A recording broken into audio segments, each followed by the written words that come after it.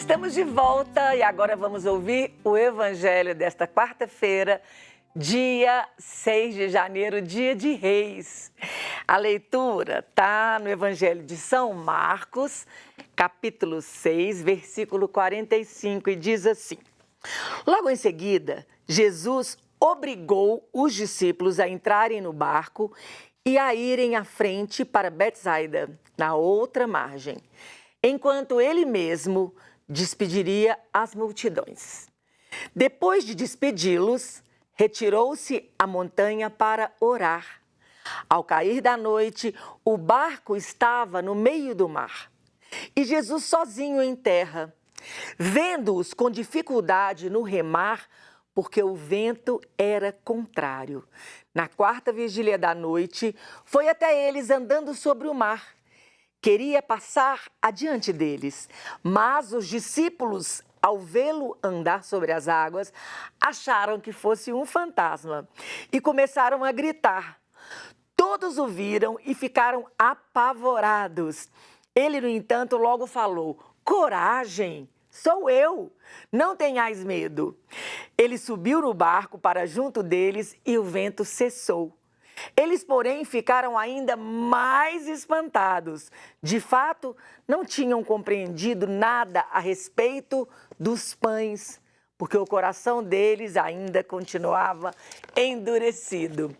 Gente, lembrando que esse evangelho é a continuação do evangelho de ontem. O evangelho de ontem foi a multiplicação de pães. Jesus multiplica, Jesus pronuncia a bênção. Quando ele pronuncia a bênção, o milagre acontece. Então, a cena é essa e eu preciso que você monte essa cena na sua cabeça.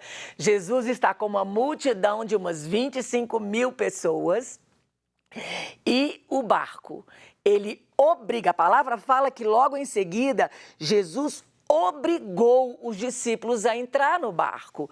Quando Jesus obriga, outra tradução vai falar impeliu, que é a mesma coisa, Jesus alguma coisa ele está querendo com isso.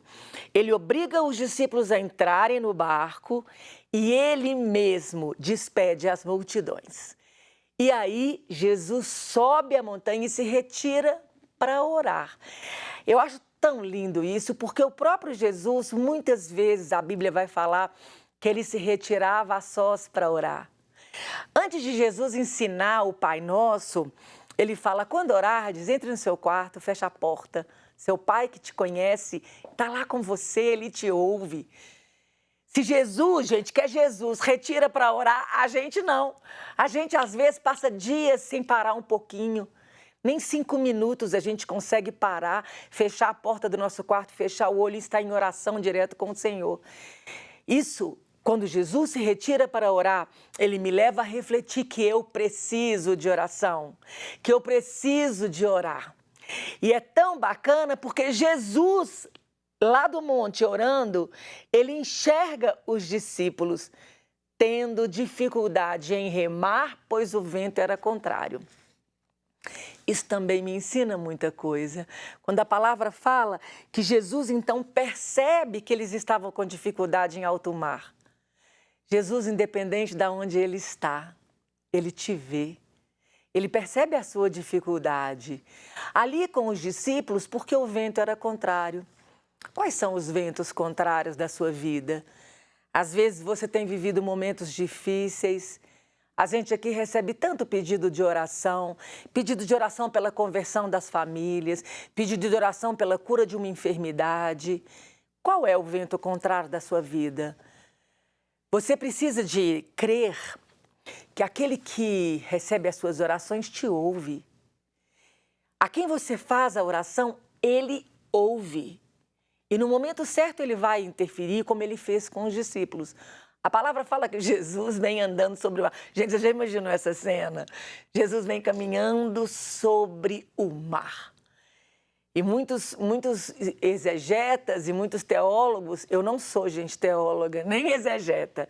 Eu aqui sou uma mãe, uma mulher de fé que vem falar daquilo que um dia apaixonou o seu coração, que é a palavra de Deus. Mas os exegetas vão falar que quando Jesus caminha sobre o mar, e o mar naquele momento também é uma dificuldade dos discípulos, é que Jesus é aquele que caminha sobre as dificuldades da nossa vida. Jesus é aquele que pode tudo. A gente não pode nada, mas com ele a gente pode tudo. Então essa é a dinâmica do Evangelho, que Jesus é o maior em nossa vida e ele caminha sobre aquilo que te dói, sobre as tristezas, sobre as dores, sobre a falta de... Não sei qual é a falta que você está tendo na sua vida, mas a palavra do Senhor também nos fala que ele é o bom pastor, Jesus. E o Salmo 23 fala: ah, se ele for o seu bom pastor, nada te faltará. Nada te faltará. Você não precisa mais de nada, porque o mais importante você tem, que é a presença dele. Então Jesus vem caminhando sobre as águas e a palavra fala que a intenção dele era passar. Ele ia passar pelo barco e os discípulos enxergam aquela pessoa, não o reconhecem, acham que é um fantasma e começam a gritar de pânico, de medo. Interessante, né, gente? Que os discípulos estavam com Jesus a todo momento, caminhavam com ele, estavam com ele, conheciam o Mestre e são incapazes de reconhecer a sua presença. Conosco também é assim. Sabe por quê? Porque a tempestade e o vento contrário nos cega. A gente fica olhando só para o problema, a gente não enxerga o Senhor. E aqueles discípulos também não enxergaram que era Jesus. E foi preciso dele falar: coragem, sou eu, não tenhais medo. Também é muito interessante isso, porque quando a gente conhece uma pessoa, você reconhece a voz. Quando ele tem que falar só eu penso, me leva a imaginar que nem a voz de Jesus os discípulos reconheceram, porque ele precisou falar: gente, peraí, sou eu. E Jesus hoje é aquele que vem falar para você: não tenhas medo, coragem, coragem, eu estou com você, não fica preocupado, atribulado. A nós não tem jeito, você não cabe a nós acrescentar nenhum dia na nossa vida. Jesus vem hoje falar para você: coragem, sou eu, não tenhas medo, você não está sozinho, eu estou com você.